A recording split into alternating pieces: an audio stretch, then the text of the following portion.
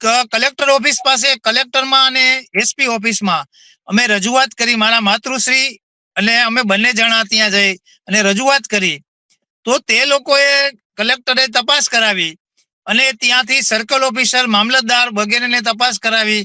તો એ લોકોએ જોયું કે આ તો હયાત જે રસ્તો છે તેની ઉપર ટાવર ઉભો કરી દીધો છે. એટલે એ ટાવર છે, એ ટાવર ખસેડવા માટે એમને 2023 સાલની અંદર એક હુકમ કર્યો.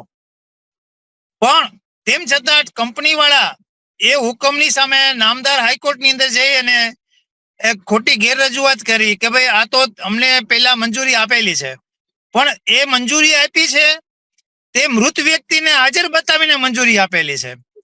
પરિણામે એ વસ્તુ, એ ટાવર ઉભો કર્યો તેની અંદર સામાન્ય રીતે પંચ કિયાસ બનાવવામાં આવે કે કેટલી નુકસાની થઈ.